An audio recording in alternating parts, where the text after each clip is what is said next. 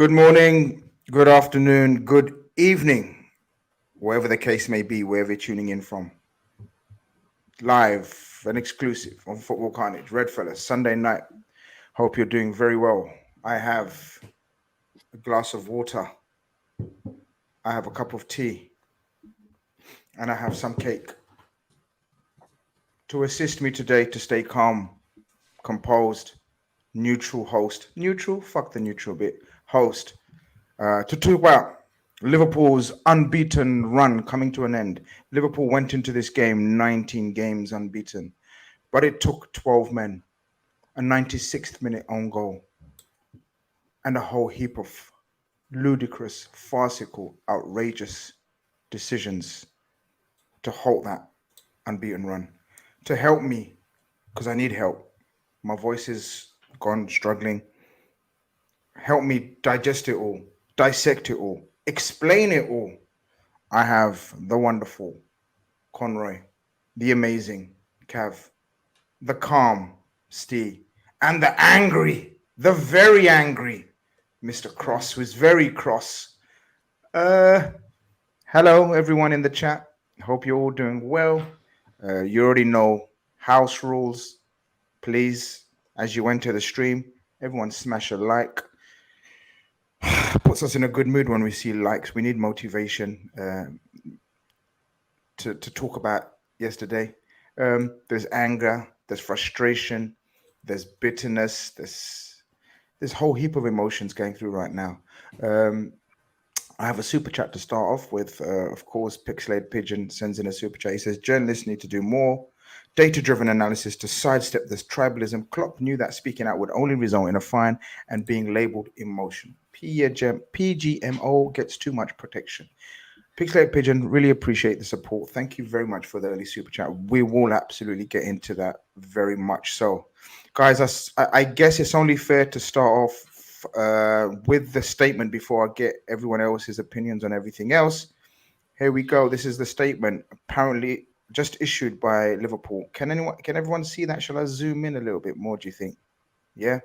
Okay, so Liverpool Football Club acknowledges PGMO's admission of their failures last night. It is clear that the correct application of the laws of the game did not occur, resulting in sporting integrity being undermined. We fully accept the pressures that match officials work under, but these pressures are supposed to be alleviated, not exasperated by the existence and implementation of VAR. It is therefore unsatisfactory that sufficient time was not afforded to allow the correct decision to be made and that there was no subsequent intervention. That such failings have already been categorized as significant human error is also unacceptable. Wow. Any and all outcomes should be established only by the review and with full transparency. This is vital for the reliability of future decision making as it applies to all clubs, with learnings being used to make improvements to processes in order to ensure this kind of situation cannot occur again. In the meantime, we will explore the range of options available given the clear need for escalation and resolution.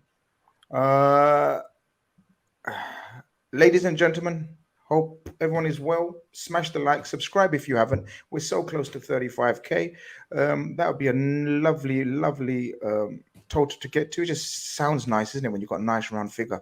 LFC underscore YNA sends another super. It's taking a break from footy now. You have a team with 115 charges, amortization, joke over FFP, and the clowns, VARs, and refs. It's not enjoyable anymore.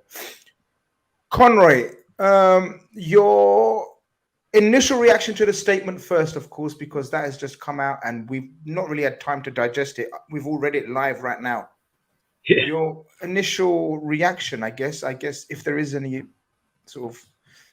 Yeah, no, I think to be honest, we spoke before. I think you're going to put something out there just to stake your claim, and you're looking at all options.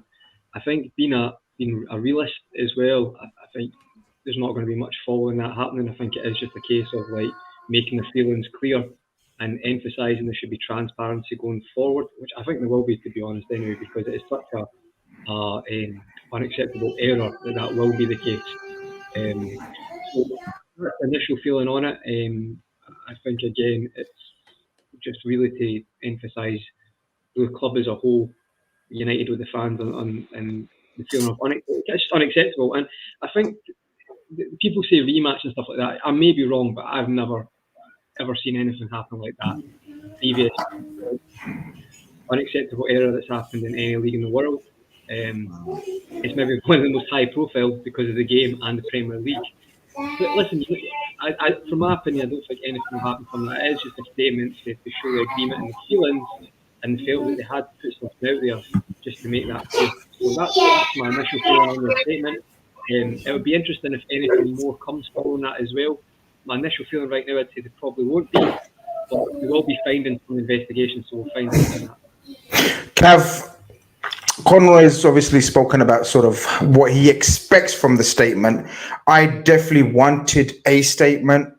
Regardless of what the outcome is, we don't know, right? We have no idea. But I needed myself. I wanted a statement, and I wanted a strong statement. Is that strong statement from your aspect? It's as strong as they can possibly go without getting themselves into any trouble at this stage. You know, the dust is settled a little, but it's still only been a day. And like the statement ends, they've got to look into what actions they can take following the decisions that were made at the weekend. I think it's focusing in particular on the Diaz offside that was clearly just wrong and not even checked and what have you. So I think it's coming out with a statement shows strength anyway. It's good. We're not sweeping it under the carpet. We're not looking beyond it. No, we're focusing on it. We're not going to let this pass us by. We recognise that it's unjust and we've effectively been cheated out of the game. And as the statement says, it brings the game into disrepute. So I like that they've come out with a statement, and I like that it's been worded in the fact that they're going to look into what they can do. And they've not just come out and said, not come out and just blamed referees straight away, because as we know, whenever Klopp does that, whenever anyone does that, we're fined. It's a touchline ban, and we get the sort of the aftermath of it. So I think it's good, and I'm hoping that there's a bit of a follow-up statement or action to come down the line.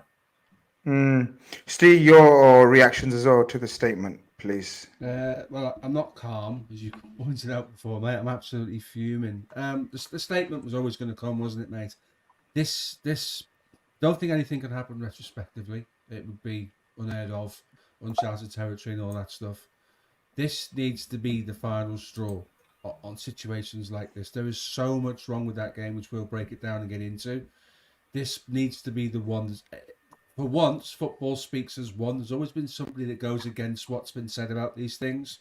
And you've got Everton and Manchester United fans all over social media saying, stop laughing at Liverpool. It's a joke. This is an absolute disgrace. Mark Goldbridge, amongst other people, putting words very well eloquently into place about all of this.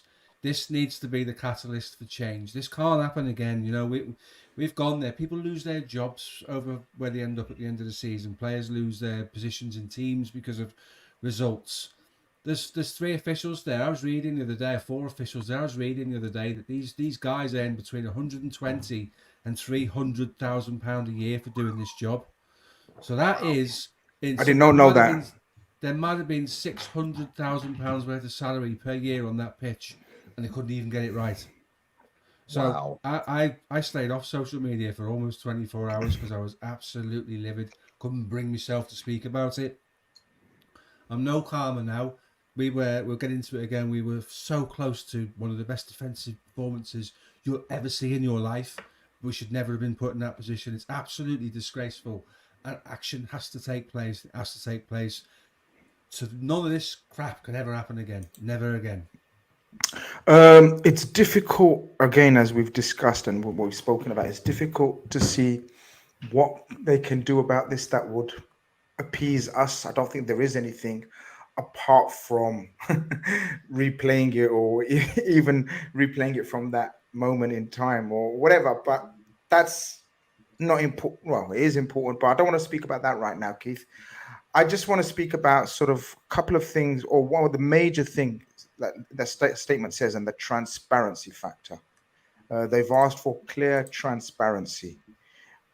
We're not getting any transparency, are we?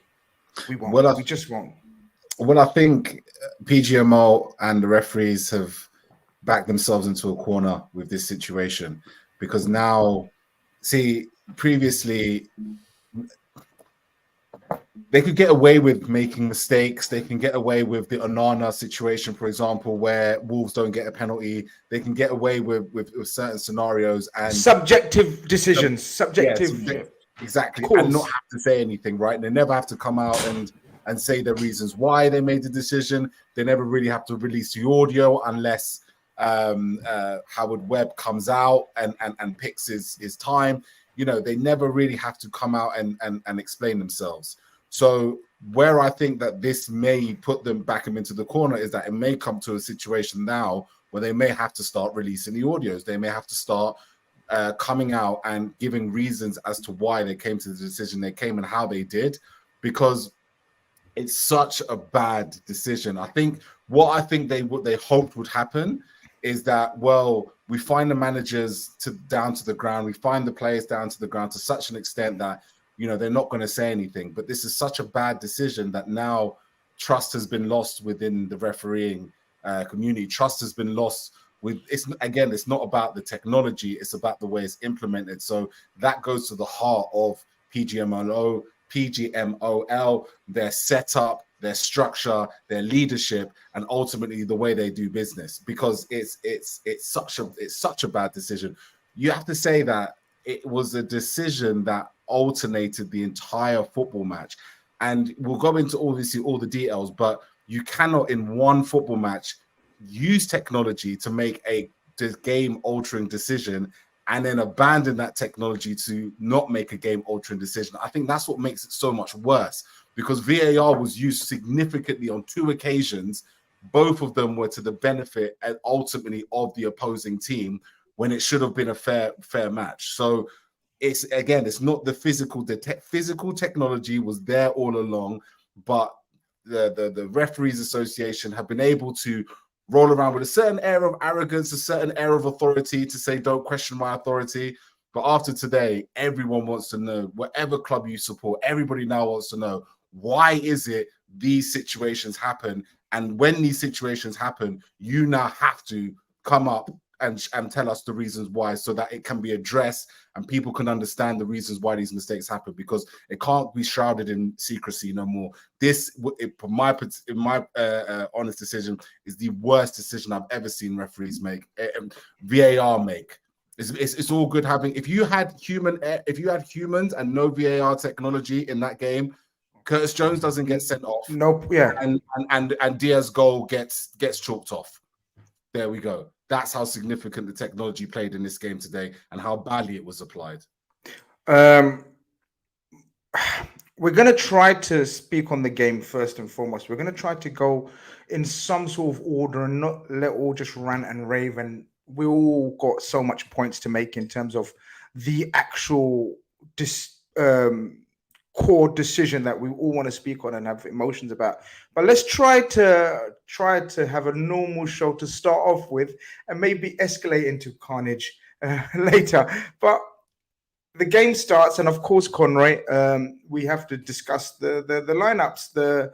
We see the lineups. Hold on, I've got them right here. I'm organized today. We have the lineups.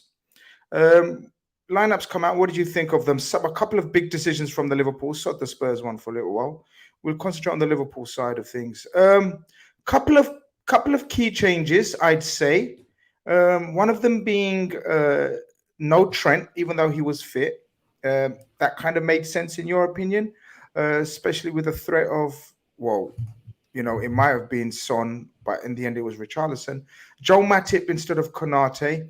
And then Gakpo instead of Nunes. What did you make of the changes in the lineups?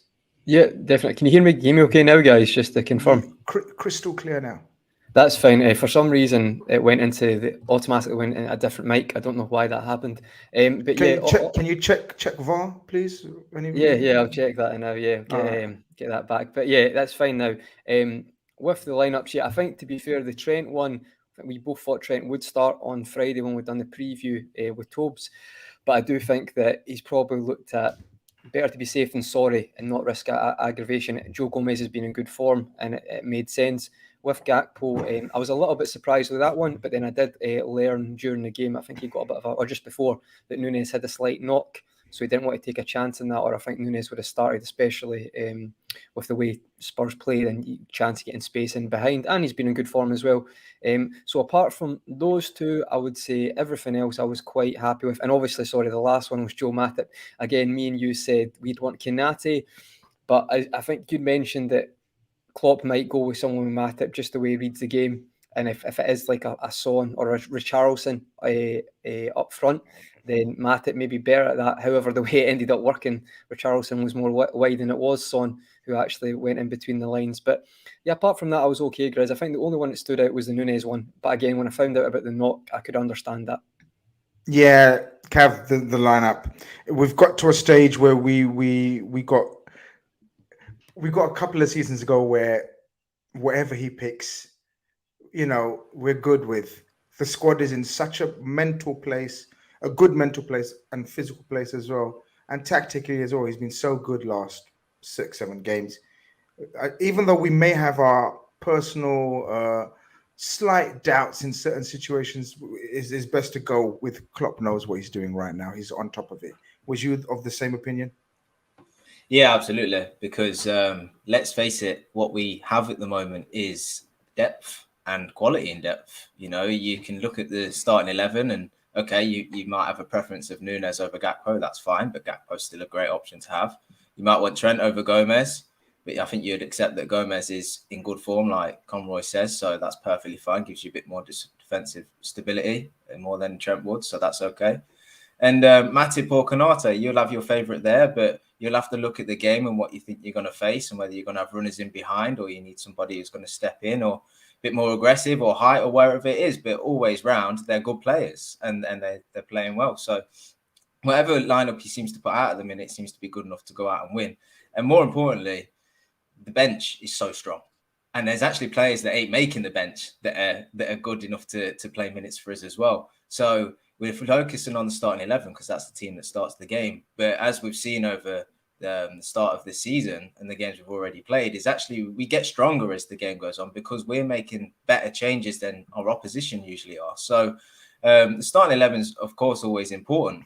But then seeing the bench and seeing the changes that you can make by bringing these players on, Nunes with the pace, Elliott coming in and his sort of selfless work and his close touch control and keeping the tempo ticking over, Gravenberch is coming and showing some really good footwork and technical ability, and Trent is still on the bench if you need to, need that little bit of quality in the passing and stuff. And then Konate is an option to Matip if the game's not going our way. So there's all these host of changes you can make, which is great because you have confidence in this side now, not just for the start of the game, but depending on how the game turns out, which is a crazy thing to say, how it actually turned out. But we can make changes depending on whether it's going our way or not. So I'm totally fine with the lineup. And like I say, I think it's a nice position to be in, being able to make these changes.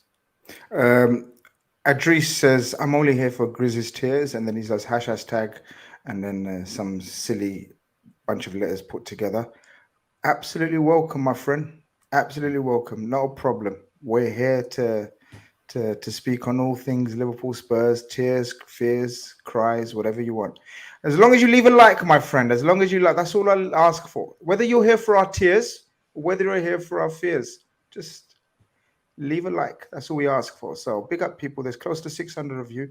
As Conroy says, big up everyone. Smash the likes. Audio is fixed now as well. We will hear the official line from PGMO from Conroy later on as well. So stay tuned. People, I have all your super chats saved. I will be reading them out accordingly in terms of when I feel it's necessary when we're speaking on those topics. Resident Newcastle fan, big up yourself, Philip, says, watching the game at midnight in Australia, I called the cops to report a robbery.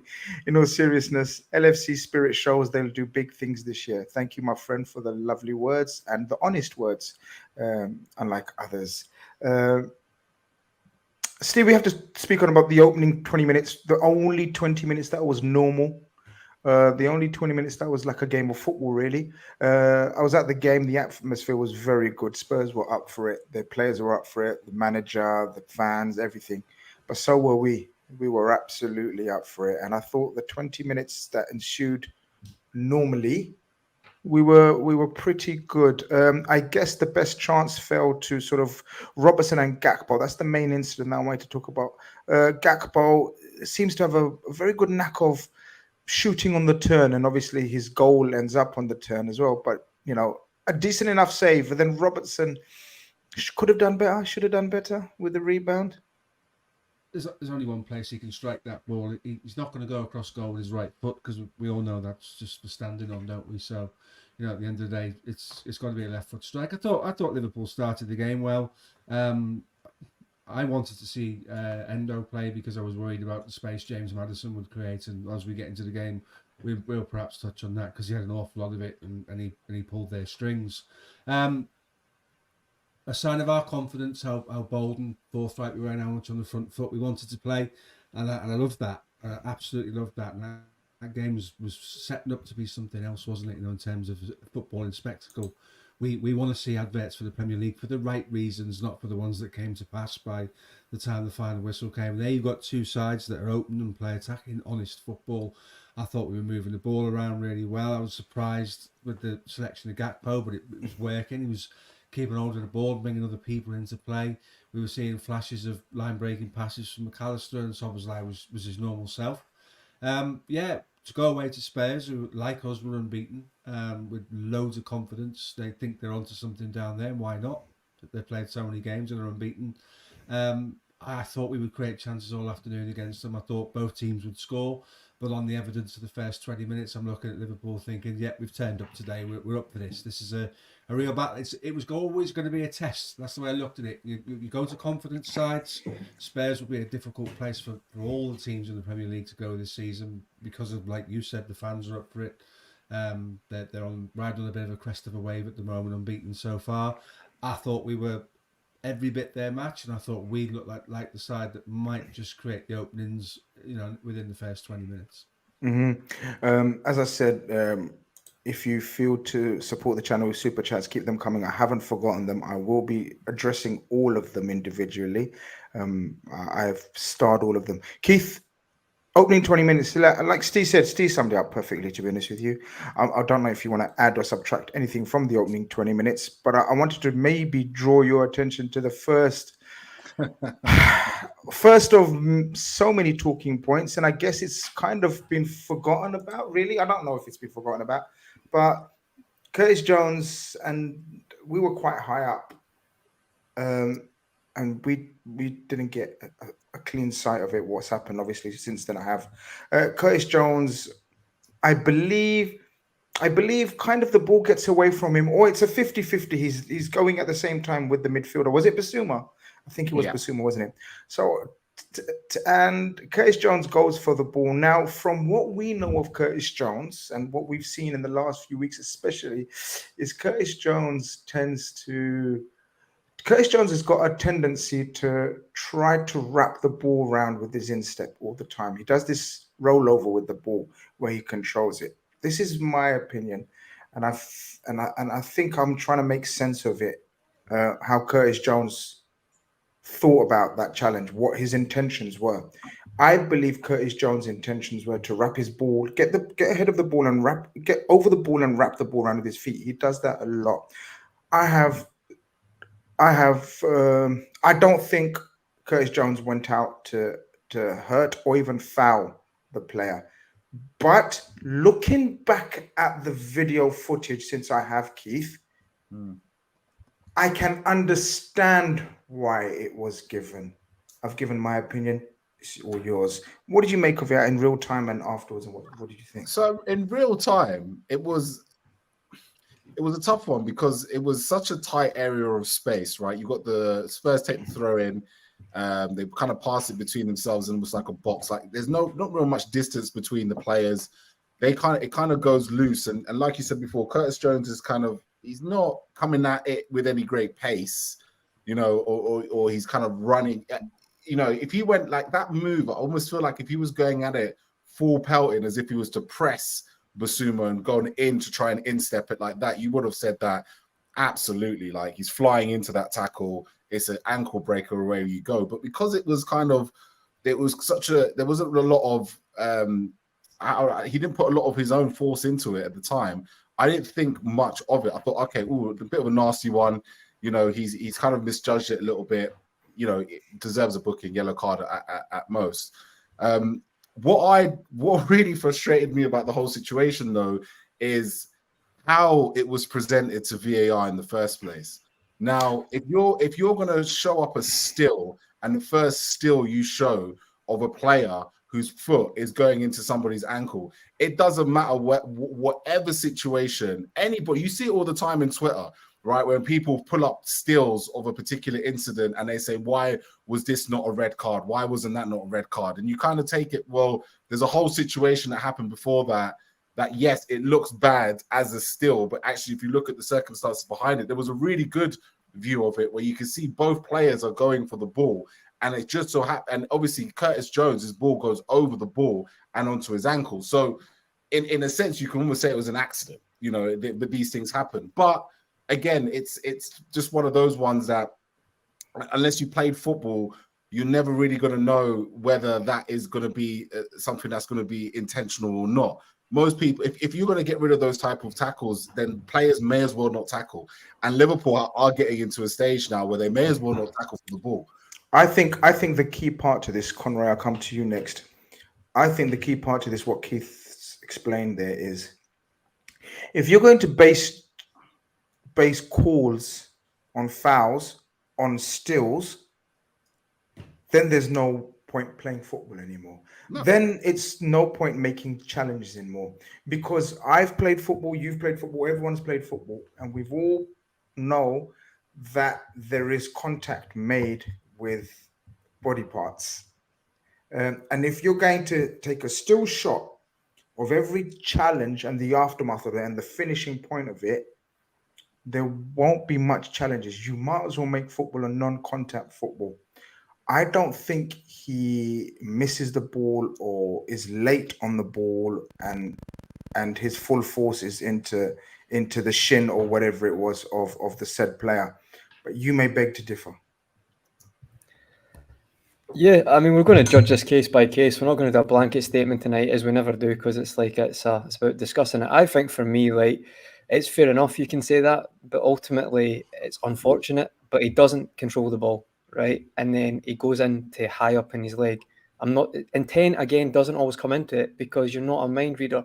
So this is not about being passionate, being biased. Ultimately, it's about applying the laws of the game, looking at a challenge. Now, I agree with the still point, Keith. I'm not disagreeing with that. But I've watched that challenge several times, and it is unfortunate. But we talk about previous ones like Gusto last week, Casemiro last year. But ultimately, the way the rule is, if you're out of control, excessive force, or endangering an opponent, and it is, I've watched it several times again tonight, it's a red card. Like, you can come in and say, you know, maybe you don't feel it's a red card, but there's no way you can say that's a shocking decision, that's a red card. Because ultimately, I mean, where he lands, I'm not saying he means that. It doesn't have to be malicious to be a red card. I think that's very important to remember as well. You're implementing the rules of the game, and with the rules of the game, it's a red card. I mean, it's all easy to say you've played the game and all that. Like, I've played the game. I've played pretty well, you know, a decent level. I'm a pretty good player, but you can't go studs up into a player. It doesn't matter how you get there. You just can't do that. And about the drag back, he misses that completely, gets nowhere near that, and then his studs go right into the player's leg. So I just don't think you can argue with that one. There's going to be debate, I get that, but for me, it's a red. We've seen it last week with Gusto. We've seen it with Casemiro. And I don't know if you guys can put the red tinted glasses on a lot, but when I've watched that today again, I think it makes me squirm a little bit when I see that contact. So for me, it's a red card. There's people agreeing with you. There's people disagreeing with you. Surprise. Well, no, but not surprise. That's football. That's opinions. This is exactly what it's about. As I said, I'm going to be honest. When they showed it, this is the thing. They don't usually show red card incidents on the big screen on the ground. And they showed it. And even from the Liverpool section, there was a bit of a... Yeah. You know, okay. Yeah, that's because they know what's coming because of the way this has been portrayed by VAR.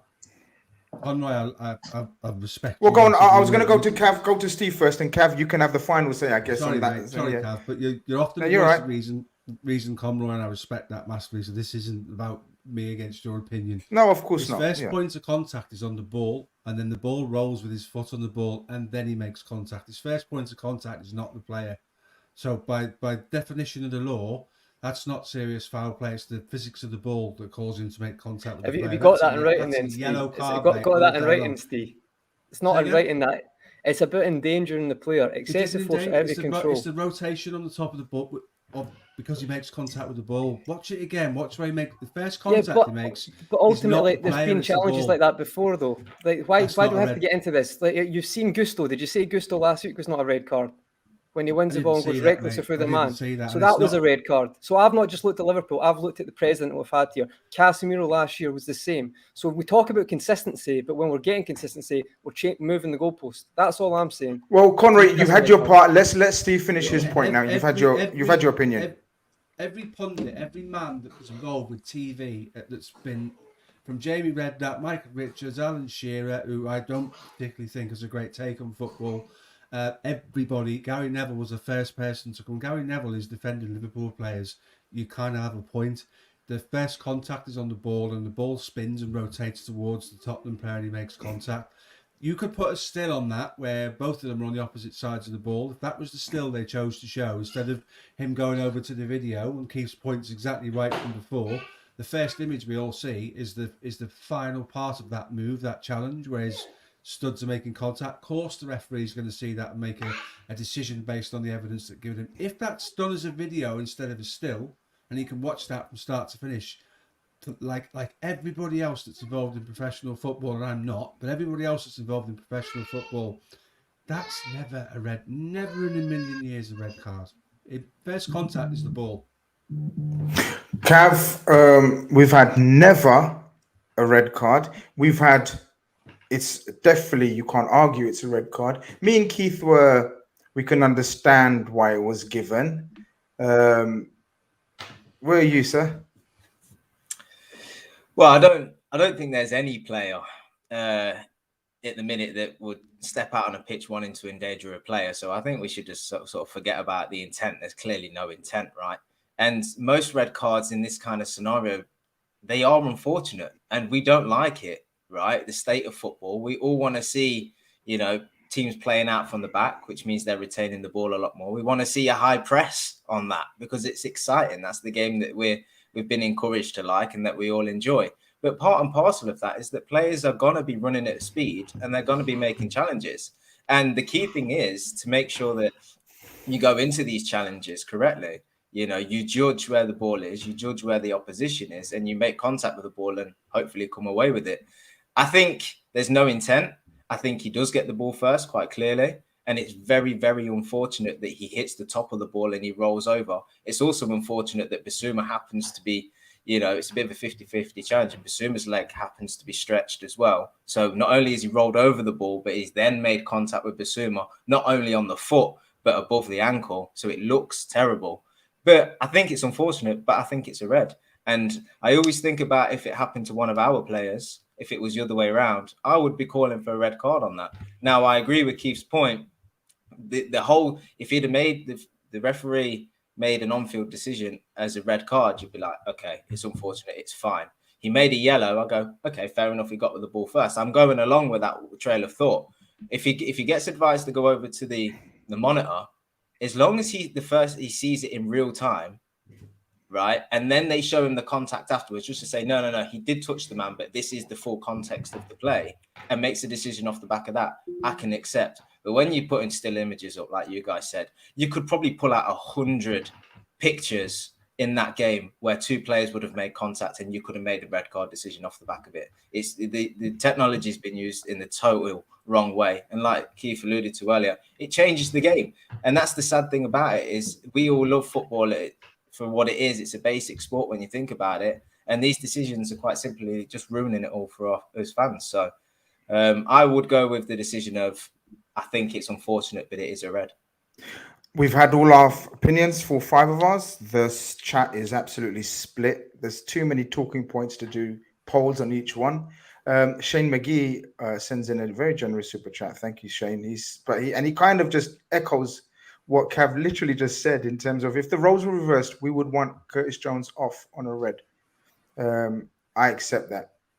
I mean, Can we accept that, guys? Keith and Steve, if that was Basuma on Curtis Jones, we'd be demanding a red, guys. Would we? Was there not a similar incident with Kane and Robertson in the? Yeah, but Kane made contact. Kane didn't touch the ball. He came over the top of the ball and just cleaned Robertson out. That's the most blatant red card missed you'll ever see. Yeah, I've just messaged Conroy to say no slight on him. He knows I love him. No, of course not. Nothing ever. But you didn't message me, Steve. Because I seem to take umbrage with. I've taken umbrage with Conroy's original comments. Listen, no, it's absolutely nothing.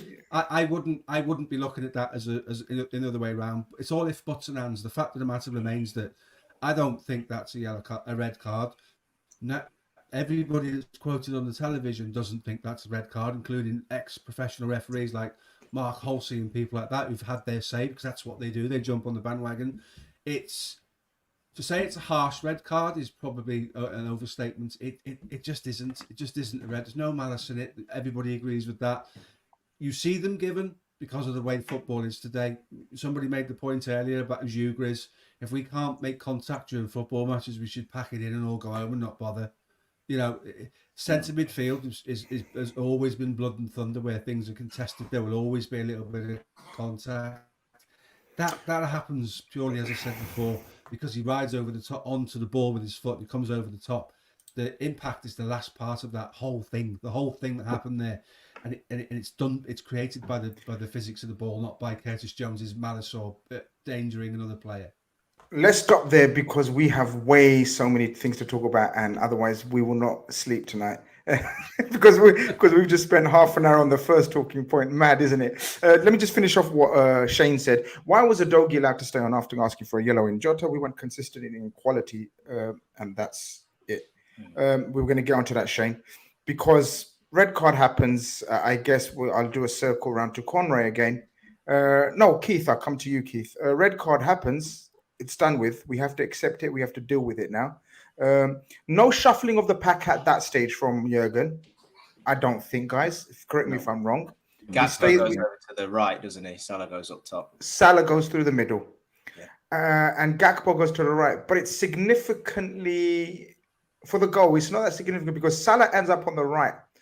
And this is, I guess, the talking point of the show. Puts in a lovely ball through to Luis Diaz. I can't explain to you how wild we went in the ground because we thought mentality monsters, 10 men. Here we've taken the lead. And what a fantastic finish from Luis Diaz, continuing the great form. Keith, when you saw it, what went through your mind? We're going to do it again. 10-man Liverpool score goals when 11-man Liverpool don't. I thought, you know what I mean? Because in my head, I was like, this is it. This is exactly, it was the perfect time to score. Because you think about it, right? Liverpool have shown that they can play with 10 men. Fair play to these boys. We've got legs. We're compact. We've done this now. This is what, the third game now? We've done this. I mean, we are experts at defending with 10 men against 11. So the fact that we scored the goal when we did, I thought this was brilliant because Tottenham started to come back into the game. Obviously, they had probably their first big chance was after the sending off. Up to that point, it was all Liverpool. Brilliant goal by Salah. Again, the strength of the man, you know, to hold off Van der Ven like he was nothing and just play that instinctive pass, the run by Luis Diaz. And I thought to myself, wow, if we could do this goal, we could do this all game. And to be perfectly honest with you, with 10 men, I thought it was something that we could pull off once or twice more. I thought it was a brilliant goal. I thought, wow, the heavens have opened. And then, obviously, then obviously the referee is an interesting. But here's an interesting situation. Ironic actually. So one of Liverpool's biggest complaints over the last few years has been the delay in the linesman putting his flag up when he knows it's offside. But actually, it's because obviously he's allowed the play to continue to Luis Diaz scoring the goal, which delays his flag. His flag only goes up once Luis Diaz has put the ball in the back of the net. So at that point, I thought, fuck, man, Diaz must have gone a bit early. Like, you know what I mean? It was you know, quite tight, blah, blah, blah, blah. Then it goes up to VAR. And the first, because obviously I'm watching it for TV, and the first thing you can see is which is the groundsmen have obviously done quite well. They've got almost mowed in their own lines, and it's so obvious. Like you look at it, like the first time you see it, it's like not offside, no way. You can see the leg, you can see the line. You don't even need a VAR line. You can just see the line, you see the leg, and you see Diaz is behind that. Wow, okay, goal. You know, we're going to see lines come up on the screen, but then nothing. And this isn't the first time this has happened. This has happened a few times where decisions just kind of get brushed under the carpet. So no lines came up on the TV. There was no explanation. And I'm just sitting there thinking, wow, man, Diaz must have really been offside. Like the still that we've got must have been like, he must have been so offside that the still that Sky Sports got, there's something we must be missing. So I was just, the whole time I was just completely baffled. But the more I thought about it, the more it didn't make sense. And it was actually going on social media and more people were talking about it. I was thinking, it's so weird. I tell you what was weird for us, Conroy. We thought, okay, offside, VAR's never wrong because VAR's not a so we've just agreed on the Curtis Jones, which is a subjective decision. Is that a red or not? We were told that VAR is not subjective, right? It's either offside or it's onside. Now, that's it's when people make an edit themselves and say clear and obvious when it's about offside. Like it's offside or it's onside, right? Objective. Yeah. Now, Conroy, at the ground, the decision we thought, is just like Keith. Now, Keith was sitting at home thinking, oh, it must be so obvious that they've continued offside. But the pictures didn't make sense to what the brain or the eye saw, right? We didn't have no pictures. We just thought it's so offside that they just continued, that a quick check is blatant offside and it's gone. I've got a bad habit of still checking Twitter, even when I'm at a game, right?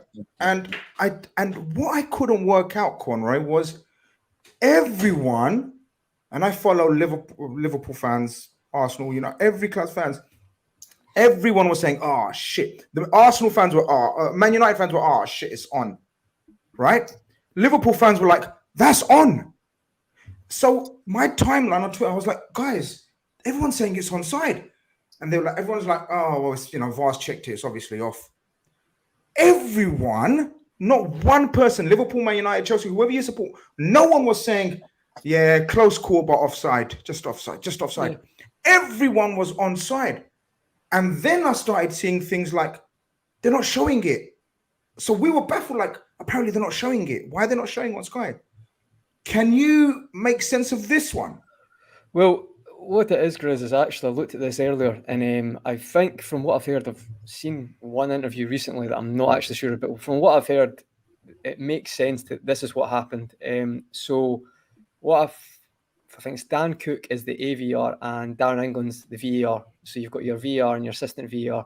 So I think what's happened is, so as Keith said, they've went through and scored. I don't know how this has happened, but I think for some reason the VAR team have thought the on-field decision has been a goal. So they have said check complete, but they've not added anything else. They've not added it's onside because they just check complete. In the sense of, you mentioned lines, but see if it's that clear onside, they wouldn't put the lines. They would just say check complete and that's it. But they've obviously not realised that the on-field decision is offside, which is fair enough. Like the linesman has to make a call and that's what they do. That's fine. And they've just not followed their part, which is baffling. However, that's not the most baffling part for me. The part that gets me is you can muck up, right? You can maybe that moment, okay, something's happened. But as soon as they restart, it would be a centre for a goal or it'd be a by kick or, like a set piece, they start for an offside.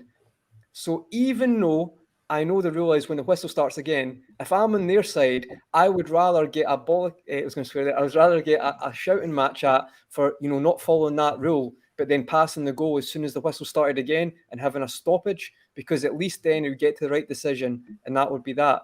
But it's the fact that they've not done it following that. So whatever's happened, if there's been a miscommunication or whatever, but as soon as they've went to take the set piece, that's the part where I'm just like, why are they not just straight away to Simon Hooper? Stop the game. There's been an error here. And because it's happened before. So if people say that's not, I think Griezmann in the World Cup, I think that happened because they restarted and they had to drag it back again because they didn't follow procedure correctly. So that's what I think has happened. That would make more sense because there's no lines at all because it's quite clear he's onside. And instead they've said check complete instead of saying, goal onside or check complete onside, offside. Because if there'd been anything like that, the referee would be like, oh, what do you mean check complete onside? It was offside. So do you mean it's offside onside? And that's why it was so quick. Because even the ones that are tight, they usually take longer than that. So that's what I think's happened. There's obviously been repercussions already. They've both been taken off games following that statement. And the investigation could even be more. But it's that's the only way I can think that that's what's happened. It's the only way I can think. Cav, I want to draw your attention to Ben Jacobs, friend of the show, who's been on quite a few times, and he done a mini thread. And he says PGMO now saying lines were drawn, checking protocol was carried out correctly, but Darren England lost sight of the on-field decision, thinking a goal had been given and thus upheld it with a quick check complete. So this fella who Steve told us, or a few of us have said, I think Steve told us about how much these guys earn, which is irrelevant at the moment, but who gives a shit? They still earn shitloads of money. They're sat in a room to do their jobs. And they're trying to tell us, Cav, that they checked thinking that a goal has been given. So they've checked the lines thinking a goal has been given, and they've said, yeah, it's a goal, carry on. Are you fucking taking the piss out of our lives thinking that's exactly what's happened? I find it bewildering that they think they are trying to tell us that's what they done. What's your take on it before I swear myself and get cancelled? Well, first of all, you have the on-field referee, you have a fourth official, you have a linesman, and you have two men at Stockley Park, is it, that review it. And the whole point of them being at Stockley Park is that they can review these game-changing decisions. Well, I'm so sorry. This is what Ben says. He goes, it's one thing getting confused by the on-field decision, but if England gave a goal with lines drawn to confirm, yet then saw playback to restart with it counting, is ridiculous. He or anyone in the VAR room wouldn't say something. It's not a TV quiz show where the officials have to, accept the VAR's first answer. Well, that was going to be exactly my point. The whole purpose of this is communicating and using what's in front of you. So the on-field referee is live in the moment on the pitch around the players. The linesman is looking across the pitch. The fourth official is looking from the centre of the pitch. The guys back in Stockley Park are looking at screens, and there's two of them. And you're telling me they didn't communicate at the point at which a set piece was taken and not a kickoff? Like, that is crazy to me. And I think quite simply, they bottled it. They recognized too late that they'd made the wrong decision, and not one of them had anything about them to stop the game and go, no. I'm sorry. Someone somewhere has made a mistake. We've not communicated well here. We need to get the ball back and base it on the correct decision, which was, it was a goal. It should then be a kickoff for Spurs. They didn't have any bottle, which these men don't, to do that. So quite simply, this is okay. We're led to believe the checks were done correctly by the video assistant referee, but they're not communicating. I mean, come on, that's literally your job. Like that's what you're paid to do. Like, how can you not be communicating amongst yourselves? It's just making a farce of the whole thing, to be totally honest with you. This is the segue into the super chat where deep learning simplified. We need some deep learning simplified on today's show. Appreciate that. He says, how does Darren England just say check complete instead of a rule-based dialogue to avoid ambiguity? It's $1 billion industry with no procedures, protocols for communication. Steve, makes zero sense.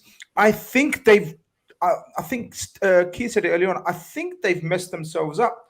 The more they've tried to explain, the more they've caused reason for suspicion and confusion.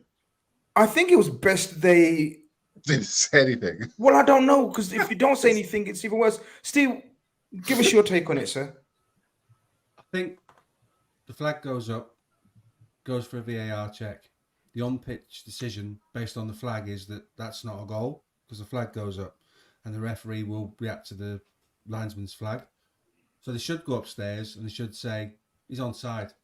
So, taking in all fairness, Conroy's point before about sometimes it's so obvious you don't need to use the lines is absolutely correct.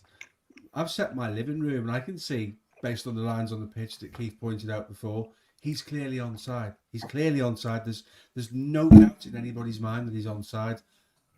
Brilliant finish. The game that changes the game massively. We score that goal, the whole afternoon goes down a completely different route.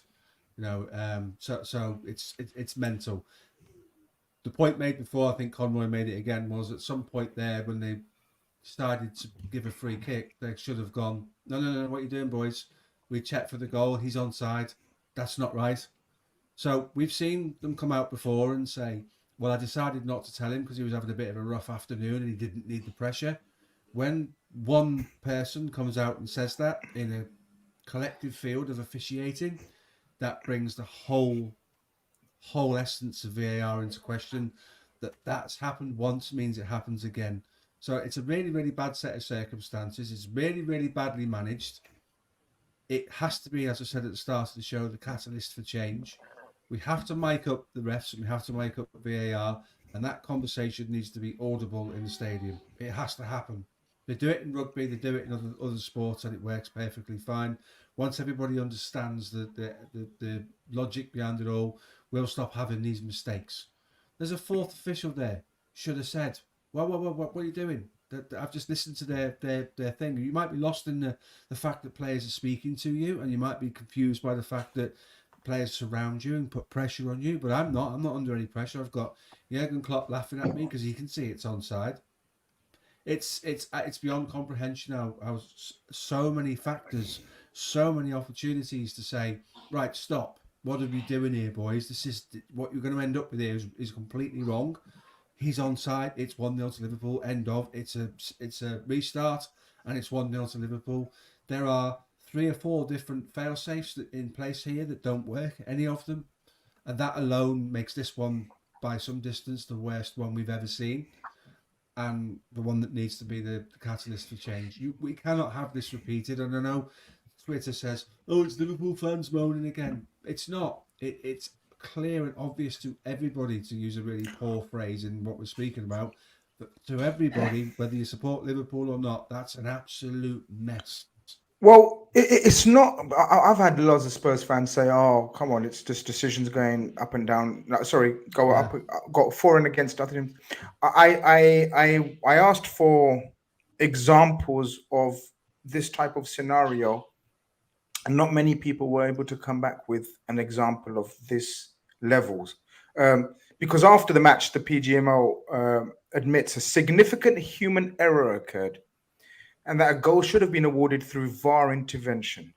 Darren England was the helm of VAR, Stockley Park, assisted by Dan Cook, and claims have now emerged as to what is, unfolded. According to Sky Sports, the following occurred after the flag was raised, guys. Lines were drawn to check the offside. VAR, England, thought the on-field decision was a goal. First and foremost, Conroy, I want to stop right there. Do you believe that? Do you believe that? So they're watching the game of football, I assume, guys, because that's their job.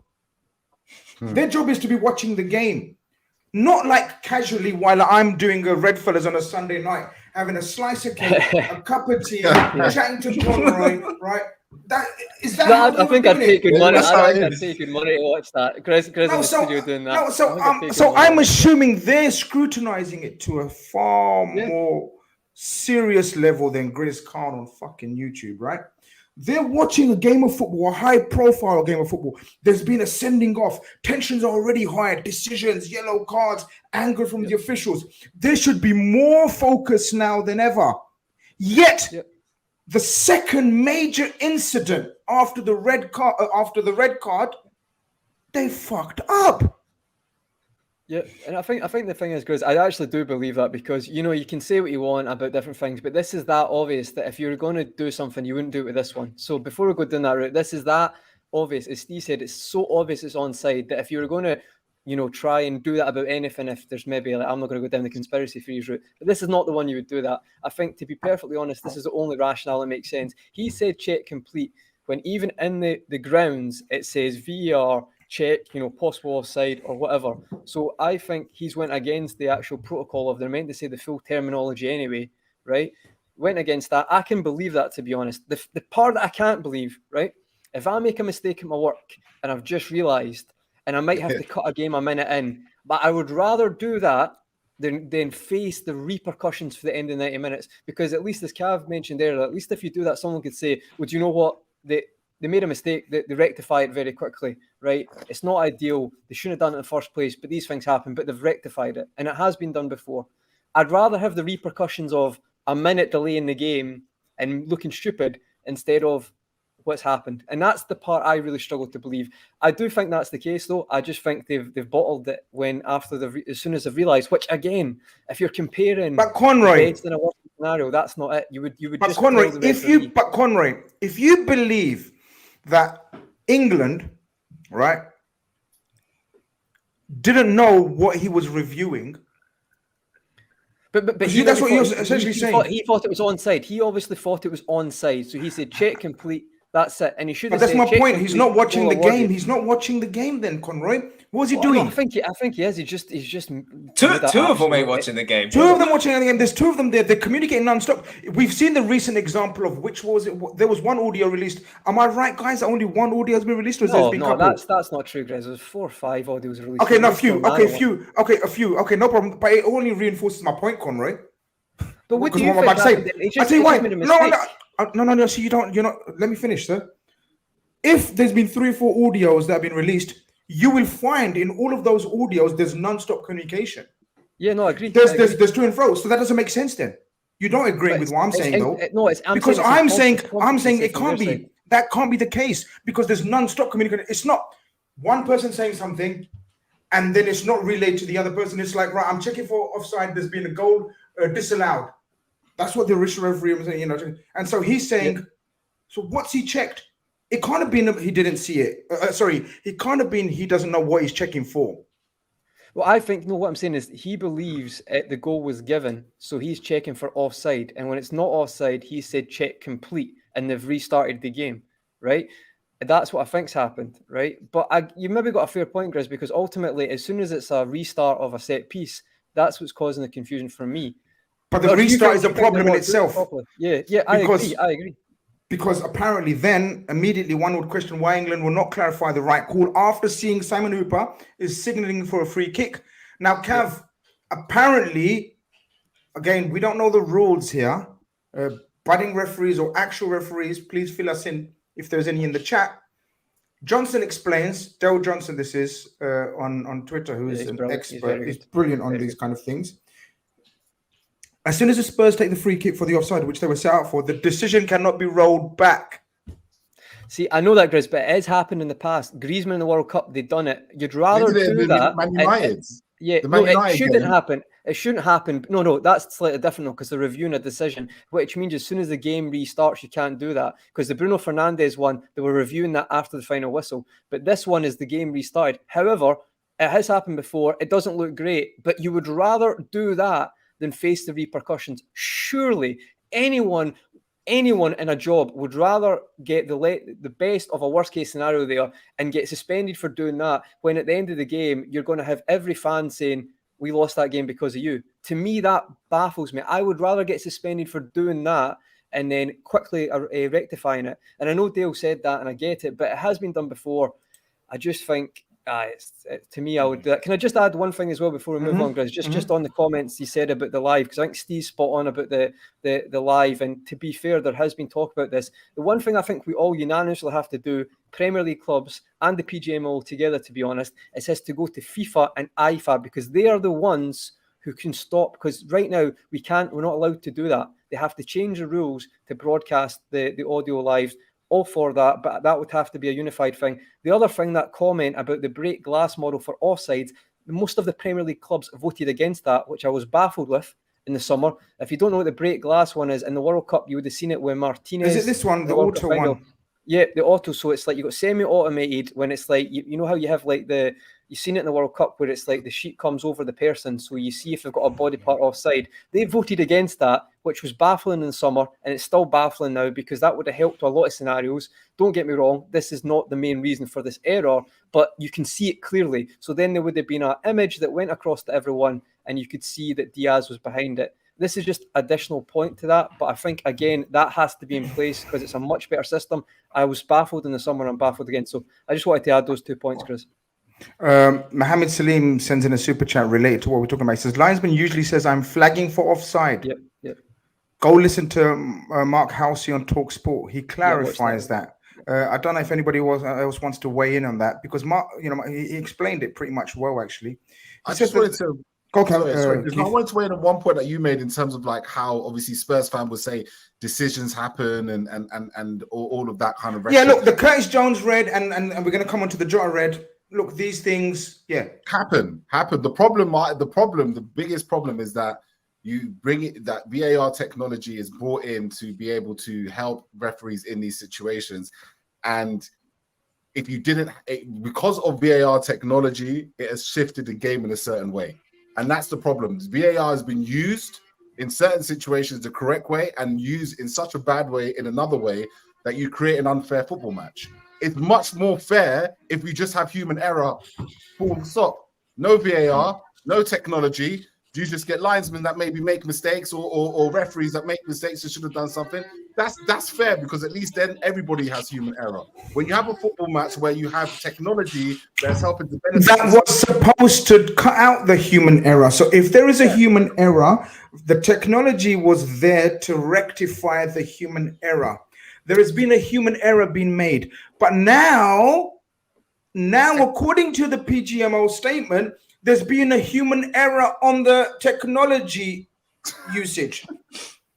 Now, what do we do, Kath? If there's a human error, if we can't trust humans, then I believe in all this fucking AI fucking business, man. Let's get it on. It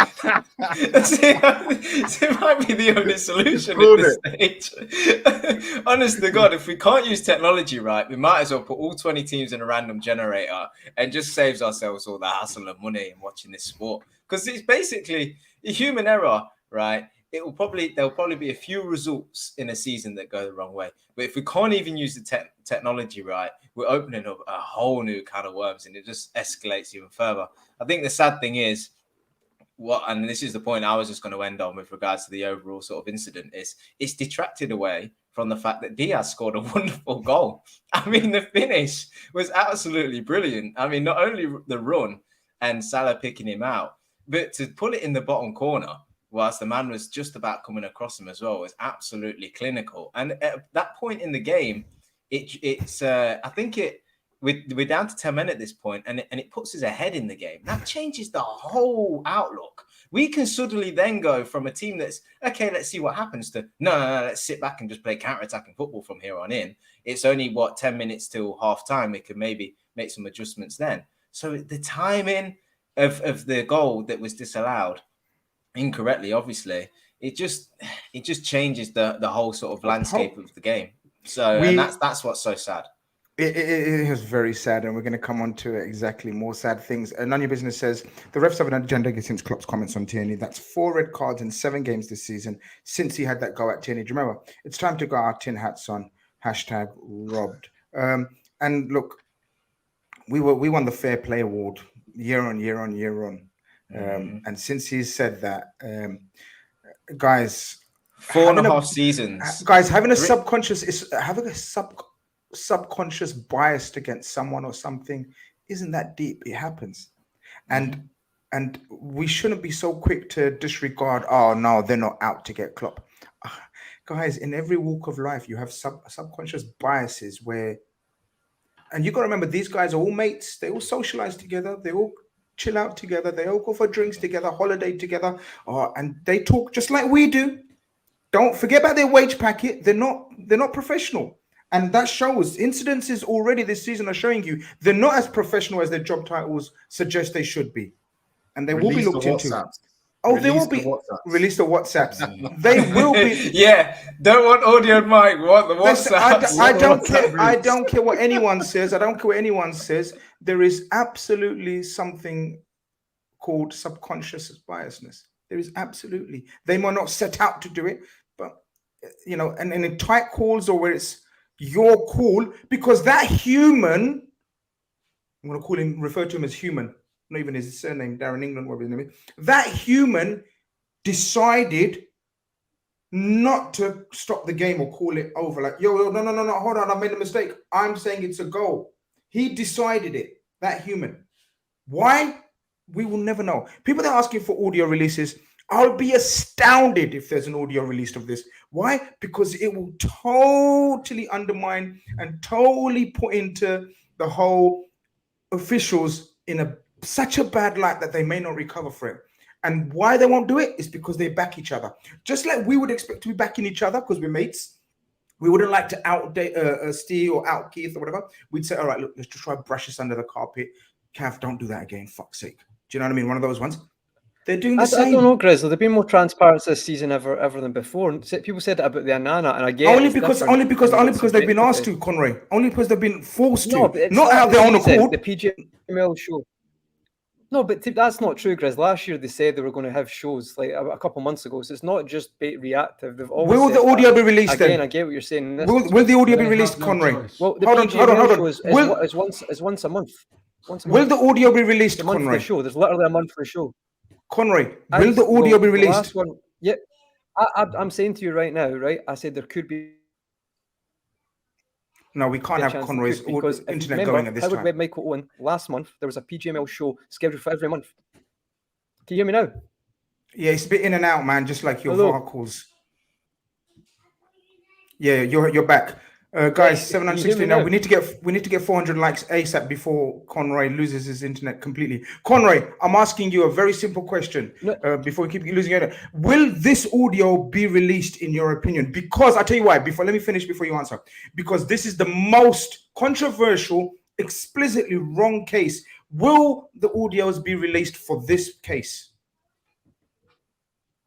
I think they will. Like it's the PGMOL show is scheduled every month. Literally, you've seen it. You can't say I'm not speaking facts. Michael Owen, Howard Webb, it's built in for every month to be televised. So I think this could be, because even if you want to say external pressure, but they're trying to be as transparent. They're trying to get rid of any issues because they know, especially with social media, they have to be. Either way, I'm not saying they're doing this because of the kindness of the heart, but they have to be. And I think this will get brought up because I think if they don't, they'll face even further accusations.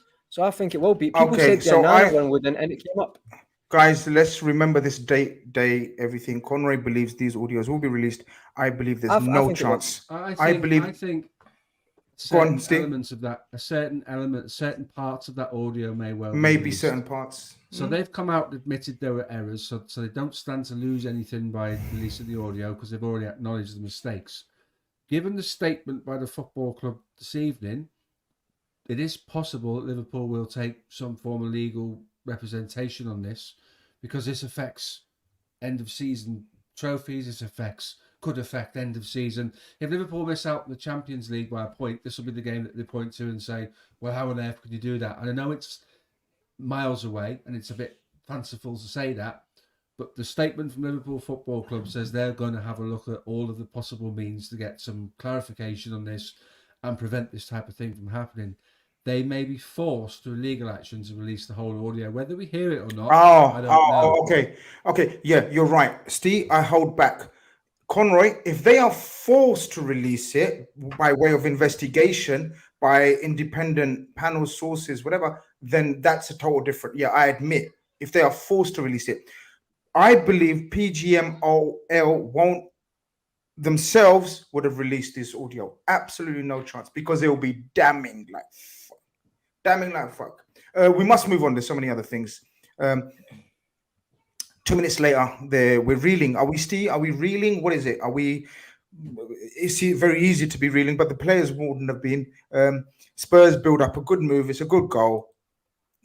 Blame to Joe Gomez in that situation. Is he asleep? If that was Trent, we would be having a go at Trent, or just a good pass and a good goal. They're allowed to outplay us in one sequence of play when it's 11 against 10, right? Go back to what I said when we talked about the team. I was concerned about the balance in the midfield because Maddison will play in the gap that the likes of your Szoboszlais and McAllisters will leave because they're not naturally defensive midfielders. They don't think of where is the danger. They're thinking about how can I get on the half turn and get us going that way as opposed to looking backwards. So I was always concerned that Maddison would get a lot of space to play in, and he did find a lot of space to play in during the game. And sometimes you've got to put your hand up and say, wow, that's a two-line breaking pass. The timing of it, the execution of it, where he put it was amazing. Richarlison gets around the back of Gomez. Yes, if you're being hypercritical, you can say to Gomez, you had a little bit of sleep there. It's a great goal from a Tottenham perspective. There'll be people sitting in the Tottenham podcast this evening and yesterday saying, what a brilliant goal, because the reality is that's what it was. But the one thing I've always said, wherever I speak about football, is that you have to stop the danger at the source. And the source is not Son putting the ball in the back of the net. The source is not Richarlison making a clever run and being found. The source is, how is Maddison given the time to measure that pass? That's the issue. That's where you're going to look at it. That's kind of where you've got to say, could we have done better? And it's a reoccurring theme with Liverpool over the last few years. Really, really early on, we make bad decisions, that ultimately like a terrible team goal. But it will always be, and the conversation tomorrow will be, how can we do better? We can stop players of that ability. And he had a really good game, to be fair. How do we stop players of that ability getting that much time to measure a pass that breaks two of our lines? It's simple. Stop it at the source. We have about 10-15 minutes to get through the rest of the game, so let's get a move on, guys. Donny sends in a super chat, says, difference is all these incidents happen in one game against one team. Never seen this benefit before to benefit another team. Conroy, wow, we show some fucking mad resilience, man. I love this team. I'll get on to how much I love this team. But we go up the other end before half time even. We don't let our heads drop. 10 men down. Virgil brings a header down, and that man Gakpo, we talk about wasn't having the best of games maybe, but still he's there, and his ability to turn on a sixpence and strike shots so cleanly. Yeah, he equalizes. I was going mad at this stage. That was much needed equalizer, right? Yeah, no, I think it was a huge moment in the game, and it does show the character and resilience. Not to go all Brendan Rodgers on us right now, but it does show some character this team has, and yeah, it's a really good, important timing. The way the match panned out, maybe not as much, but to get us in to half-time, we've actually managed to drag the game back, because that can allow us to kick on. I say the turn and finish, he has one in the first half, saved with his left foot, gets this one whilst injured, to be fair, which is really impressive, to be honest, because he sees the team getting back in the game more important than his own health at that point, to be perfectly honest, because it looked like it was very painful. Turn finish, great finish, smashes it past Vicario, and it's a huge moment. It really, really was, and I think, again, he's not been playing the greatest the last couple of games, but I don't think we should forget how good this player is, and really how he's probably been the most impressive player to adjust so quickly to the system. He's had a few, not great games recently, but I still think we shouldn't forget that. And I know we've not got time to touch on it as well, but then the Diaz challenge just follows that as well, which is just agonisingly wide. Probably should score, but I'm not going to be too harsh. I was mental. I mean, Mohamed Salah's performance, maybe we haven't got time to talk about individual performances, but Mohamed Salah's performance, guys, it was phenomenal watching this guy. All of them actually. I'm not going to just single out Mohamed Salah, but that pass deserved a goal. Someone taller maybe scores that. Nunes would have scored that maybe. I don't know. But ifs, buts, and maybes, we won't get onto ifs, buts, maybes. We'll talk facts. The facts are 1-1 at half time, Cav. We come out and then we make a tactical change, I believe. We make an enforced change because of the injury to Gakpo. Again, it's different reports are suggesting different things. Some are saying it could be very serious. Some are saying it's semi-serious in terms of 4 to 6 weeks. We hope it's the 4 to 6 weeks option. That will include an international break as well. So hopefully he misses less games that way. Jota. I've got a super chat with about that. Where is it gone? As an Arsenal fan, Ash sends in a super chat. Thank you very much for your participation. You were the better team even with 10 men, and your title credential was strengthened yesterday. Spurs clueless versus 9 men. Jota's cameo was awful, though. Yep. Cav. Or Keith, if you want to start about Cav, go on. Either one of you. Well, just to follow the sort of timeline of the events just before the Jota incidents, I think just before Jota gets his first yellow, I think Alisson pulls off 2 incredible saves from Maddison and Son. So, flowers to this guy, because that's, again, game-changing. We talk about refs changing games or players changing games as well, and he was certainly one that kept us in it. So credit to this man, because we just take for granted how immaculate he is. I think maybe Son gets a goal disallowed just beforehand as well. I can't quite remember that entirely. It looked a very similar goal to the one he scored, but it actually happened to be offside. So that comes about. But Jota gets his 2 yellows, and the first one is one where I'm trying to think of the player's name, the left back. Udogie, yeah. He's running with the ball. Jota's behind him, and it looks like Udogie sort of in his stride. He as he brings his foot back, he hits Jota's knee. And manages to trip himself up. It's like the slightest contact. I mean, you have to really find the correct angle to see it, and even then, it's slight. So it's pretty unfortunate. I don't lay any blame down to that. I was a bit surprised Jota didn't react to that yellow card, to be honest with you. He seemingly just accepted it, and I thought it'd be a bit more frustrated. But it you kind of get a sense for these things when players aren't playing particularly well that something might happen. Not necessarily a red card, but a yellowness. Just frustration. Because of clumsiness. And Jota was frustrating because you're down to 10 men. And one thing you want when you're down to 10 men is for every man to work hard, obviously. But when you then receive the ball, keep control, find your teammate, and just relieve pressure. And it felt like every time the ball went to him, it was bobbling off him. He was struggling to get it under control. He was losing the ball. Fair play to him. He's quickly responding to try and put a challenge in to win it back. But it's too much fight in a game where you're already fighting so much just to stay in it with the lesser man. So I think it's just he's not looked very clean and tidy since he's come back, but he has been in with the goals, and it's something he needs to improve on moving forward when he gets back to playing. And then obviously the second one comes, he loses the ball, through what we've just discussed, but then he tries to recover and he sticks a leg out, and at that time it's just silly. It's just complete stupidity, knowing that it's a head loss, isn't it? It's a head loss. It just not recognizing what the game is, what the state of the play is. Like, you just got to be so much smarter and quicker there in your instinctive sort of decision making. You've got to recognize you're on a yellow card. You've got to recognize you're down to 10 men. You've got to recognize that man's still got to run onto the defense. You're not the last man. It's just be better. And I think it was just he completely.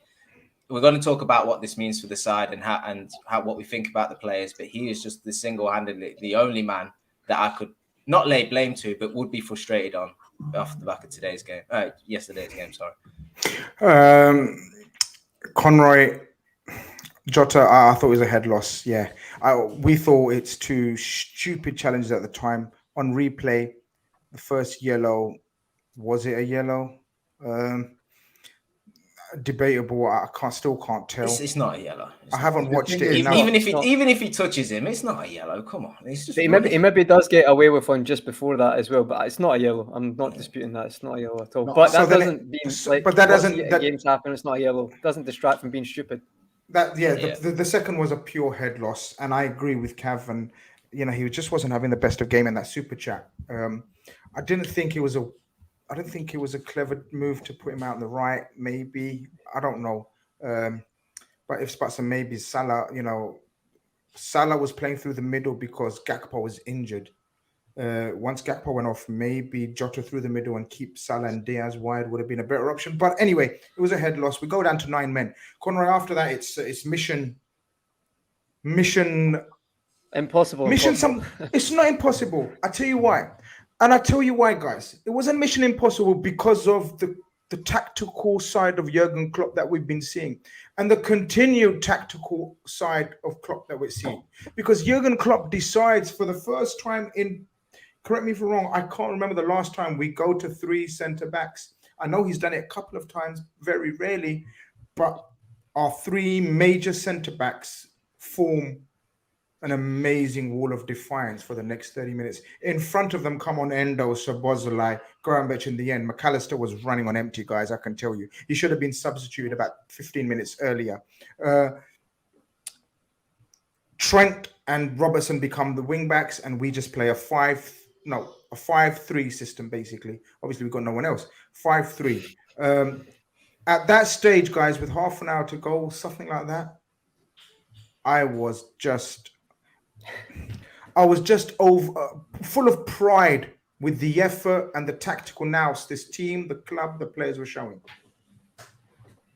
Yeah, no, I think absolutely. I think Szoboszlai's lungs is the most. It can't be a coincidence that we've got Szoboszlai and it's the best we've ever looked to 10 men, because I think he is just ridiculous. To make him tired, I think that shows you how much work he had to do in that game.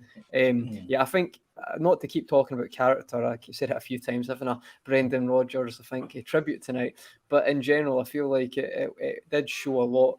And you mentioned, I think, a couple of weeks ago, Grizz, Liverpool 2.0, mentality monsters 2.0. And I think sometimes that narrative gets used far too often after maybe late wins here. And, we've won games we should have won. But I think in this situation, it really was backs against the wall. And I think we showed as a team we're unified and we're all going to work for each other. So I was actually very impressed by that. And I think even tactically, I think you're spot on as well. We Klopp this season. I think last season there was definitely question marks in certain games about adaptability and how he tactically in certain games he got wrong. But I think he's, so far this season, I don't think he's put a foot wrong tactically. And I think we're all in agreement with that. I think even in these circumstances, he has really, really shown that evolution, maybe that's the wrong word, but he's really shown to be on the ball with that. The only thing I wanted to just add before we go into that as well, guys, I think see on Jota as well, I've never seen Klopp react like that with a red card, not from memory. So I think he was in agreement with yourself, Grizz and Cav, of the stupidity, because he just went and sat down and didn't even acknowledge him, which I think is the first time I've ever seen him do that. So, yeah. Yeah, it was a head loss, but it can happen. The atmosphere at that stage was boiling over, tensions were boiling over, and Jota head loss. And it is surprising because he is one of the more senior players now in terms of age and experience in the squad. Steve, backs to the wall stuff, courageous stuff. The most cruelest of endings, Steve. It was literally, I kept looking at the clock, and my friend, shout out Sasita, was with me. He's been on the show a couple of times as well.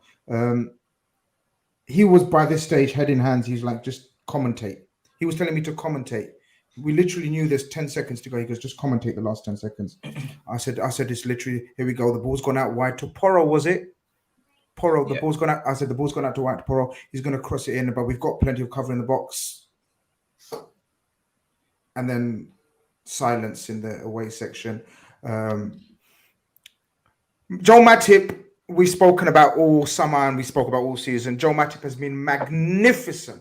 I have no shame, pride, ego in saying he was being magnificent. And this game, again, a contentious call. Konate better suited to play against Richarlison and Son. Joel Matip was immaculate. Apart from that one, it can happen. Just slice off the foot, slip off the foot. He was in the right position again. He made numerous clearances because of his reading of the game. Numerous blocks, numerous reading of the game before the other player who was quicker, stronger, probably, more physical than him. But Joel Matip was there again and again and again. He was there in the 96th minute, but it was so unfortunate. Before we talk about the goal, what we were witnessing, and we've all spoke about how proud we are and how much we love this team, we were witnessing a masterclass in defence, an absolute masterclass. I was sitting there thinking to myself, not sure I've ever seen a better defensive performance. When he made the changes and he took the two front men off and went with the 5-3, I'm thinking, what? This is wild. And then kind of diagonal balls into the full-back channels, particularly towards Robertson, trying to get a little bit of something going down that side. I thought, to a man, they were absolutely magnificent, and I'm so proud of them. And that's what makes this even worse. That's what makes us feel like we feel when we say we've been robbed, because we know how hard that team works to try and keep them out. Ball comes in quite quickly. There's a lot of pace on the cross, and it's at a really, really awkward height. It comes off his shin, straight up to the roof of the net. Alisson can't believe it. Throws it out. They're not disgusted. You could see at the end of the game how they all went straight to Matip and said, "That's not on you." There's been a lot of conversations about whether Matip has run his course. In recent weeks, he's proved there's still life in him yet. I still think at the end of the season he goes off to do something else as a swan song. I was so proud of him yesterday, and that's the reason why I stayed off social media, because I was absolutely fuming. can't believe that all the events of that. There's so much packed into that game. So many things that are wrong. So many things from a Liverpool perspective that are marvellous. And then there's the cruelty right at the end. So you talk about a game that has it all, for good, bad, and indifferent reasons. This is the one. But you can't blame a defender for attacking the ball. You can't. I've never been one to do that. And Jamie Carragher used to score own goals for fun. But in the case of attacking the ball, you always want your defenders. If he lets that go, it goes anywhere. So he's got to play at the ball. It's really, really cruel. In hindsight, trying to find the fact that we lose the game makes all of the errors more magnified. If we get out of there with a 2-2, or a 1-1, not a 2-1 defeat, maybe there's not the energy behind some of the things that have gone on, but we've been absolutely robbed for a number of reasons, and that would be the last of the reasons that we come away with nothing. They were just brilliant, and there's been a couple of super chats that have been said. There's one there now, we're cooking something special. There is a resilience, there is a togetherness, there's a camaraderie, there's a will to win and will not to be beaten in this team. And it took 96 minutes and the last sort of 30 minutes of incessant pressure, keeping them out, and to lose like that is absolutely galling. I think it adds to the feeling in the pit of our stomach we all had at the end of the game. But I can't criticise them at all, and I wouldn't. They were absolutely magnificent. The work they put in to keep them out was amazing, and Spurs had no answer. And in the end, it was just a spammed ball a hopeful spammed last ditch ball into the box. And then Basuma gets his kid out and does a lap of honour. I'll never understand that. Never understand the reaction from them. Why would you do a lap of honour for beating Liverpool like that? When it's mental. It is what it is. It's a trophy for Spurs, isn't it? Clearly, because they do the whole Sky Sports special thing at the end of the game and all that stuff. But credit to the boys. They'll go in on Monday. The legal team will do what they think they need to do. Klopp will put his arm around the lads. It wasn't for a lack of effort, was it? It was a magnificent attempt. Or skill, or effort, or determination, or tactics. Gandahar says Spurs may not realise it, but we've decoded them in front of the PL. Can't be more proud of LFC 2.0. We're cooking something special.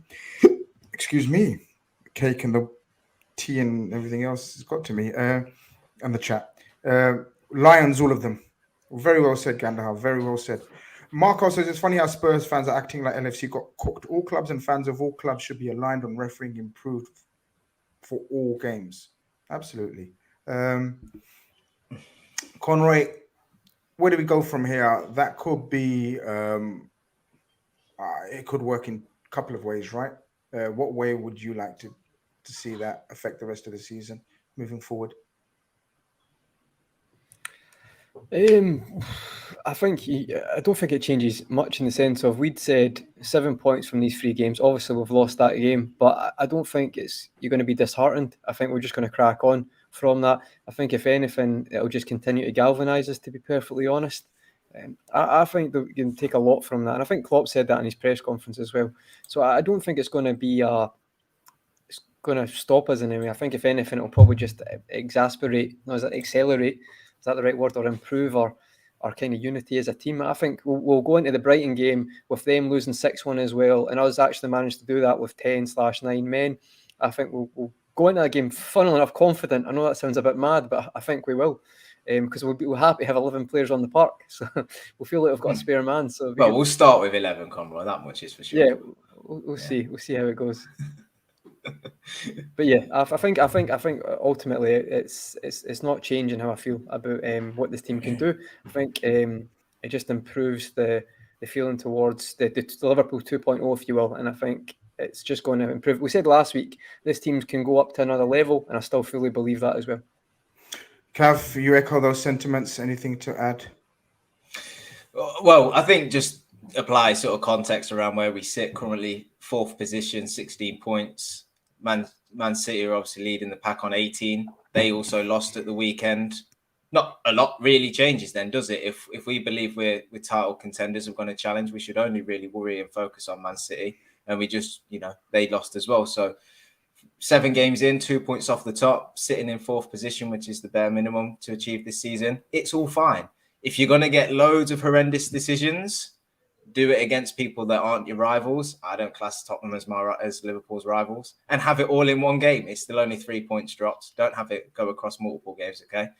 And then I think what we all said is that we're immensely proud, right? If you just look at sort of inside Anfield, you look at the training videos, you look at, they released earlier in the week, Ibu and Jota going around giving everybody their player ratings for EAFC.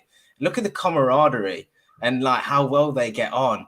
You know, this squad is so tight-knit, unbelievably, considering some of them are so new. And they all get along. There's a good vibe there. Everybody, you know, there's friendships forming. But what you need to build a special team, believe it or not, is adversity. And when you think about the title-winning team, it is a team that missed out on the title by a point. It's a team that missed out in Champions League finals. You have to go through a bit of rough to really knit you together and to bring that heart, which Klopp clearly alluded to on the touchline. And that's what this game's probably done for us. It's really put them players that get along and liking playing things and are excited. It's now gone, oh, wait, hold on. It's us against the world. And so that should really tie them together, and it should give them an extra little bit of fight and a little bit of fire. And I think now they back themselves so much and they believe in each other, and they genuinely think, like a lot of his fans do, that there's quality and a manager that knows what he's doing and is proving it this season to really go and achieve something special. So I think Klopp put it perfectly in his post-match when he said, I've learned more about this side in a loss today than I would have if we'd have won. And I really think that we never want to lose games, and points to the most important thing. But this really could be a catalyst now for knitting this team together and going on and achieving things. And I'm totally okay with losing the game. I hope that we take the legal actions and do all them things, because I well and truly believe in this team, and I'm excited now for what we can achieve, because I love that people have tried to stop us and people have tried to, you know, referees have tried to make it difficult for us and all these things, because it just gives us more fight. That's what we're about. I have to testify that was one of the, for a defeat, that was the best away end I've ever been involved in. And the emotion and the raw, just sheer proudness. We were just amazed at the way Konate came over, took off his top and gave it to the crowd. And Nunes, we all saw the Nunes bits. Even Mohamed Salah, who doesn't always come over to the away end, even he, you know, realized that, you know, they need us, we need them. At that time, we were really down, but the players would have been even more down than us, but yet they showed again and let us know that we ain't going anywhere. Mr. Cross, sorry, Chris. Just to add, Klopp said a couple of weeks back that you have to learn to love this team before they achieve things, and games like this will allow you to do that. You just said the players went over to the away fans. This should harness the fan base. This should bring any fans that are slightly doubtful of what this team can achieve closer to the team, and we should all just unite in this, because we're all just seeing how much these players are willing to fight for the club that we love, and how much they recognize the weight of the shirt they got on. But we should, though, because that's the power that can. Yeah, well, if the few strays we can pull back in, because really we can achieve something this season, and the only way we achieve it is if we're all united in the power of Anfield and the fans and stuff. Games like this allow the players to show that they know who they're playing for, and like we all said, we're so proud of them. Mr. Cross, are you still cross? You know, if ever you wanted a baptism of fire to start off a league campaign for this new squad, then I think this Liverpool team have gone through exactly that. Like, you want to show that you're ready for what's to come over the next few years, playing under Jurgen Klopp, playing in Premier League, playing with such high expectations, the weight on the world on your shoulders. Then these boys have had the biggest learning curve you could ever have for the first 7 games. They're, you know, I echo with Cav, it's a very exciting time to be a Liverpool fan at the moment. I kind of think a lot of these incidences have brought the fan base closer together, brought the team players closer together. There's a lot less negativity. There's a lot less, negative shouting videos circulating. That was probably the case when we were going through the summer transfer windows. There seems to be a genuine good feel, good mood, good vibes about the place. And, as long as we can focus on getting our achievement, and ultimately, I say it as a joke with my mates all the time, at the end of the day, it's all about getting back into the top 4, whatever happens with anything else. But Our focus needs to be on getting back into the Champions League, getting back to where we belong, and using that as a catalyst to propel ourselves. And when you look at the league as a whole, I know it's only 7 games in, but Liverpool are one of the top 3-4 teams in the league right now. I've more than believed that Klopp was outfoxing Ange, particularly in that first 20 minutes, and had the game gone on with 11v11, I think Liverpool take those 3 points. But now we take it something even bigger, which is a chip on our shoulder. And I hope we take that chip to the Amex and get our revenge, which is probably the next point of call, because what Brighton did to us at the Amex last season was embarrassing. Twice they did it to us, which was embarrassing, and outplayed us. And so now I really hope we take that and get what's ours, which is 3 points against Brighton. Absolutely. We have another huge week ahead of us, guys. We have to wrong a few rights against Brighton as well. You're right. The last league game, I believe, before another international break. Or is there one more? No, I think that's the last one before the international break. And how vital is it now that we pick up 3 points? We have, of course, I'm not going to say small matter. We have the matter of the Europa on Thursday as well to deal with. Some brilliant news, or best of a bad news to leave on. Cody Gakpo will only be out for a few weeks as opposed to a few months. That is great news. We needed some positivity by the end of the show. I believe the way the guys have explained themselves and given their hopes and aspirations, we have ended up on a positive note. Conroy, I thank you for that. Cav, I thank you. Steve and Mr. Cross himself. And the chat, you guys have been amazing. We've had disagreements, we've had agreements, we've had controversial calls, we've had all sorts, but we end up united and together, and that's our mantra. You'll never walk alone. Ladies and gentlemen, thank you very much for viewing. Make sure you've liked and subscribed if you haven't. We're so close to 35k. It would be monumental if we could reach that figure. Just share the good word. Redfellas Sunday nights. Over and out. Take care. Thank you.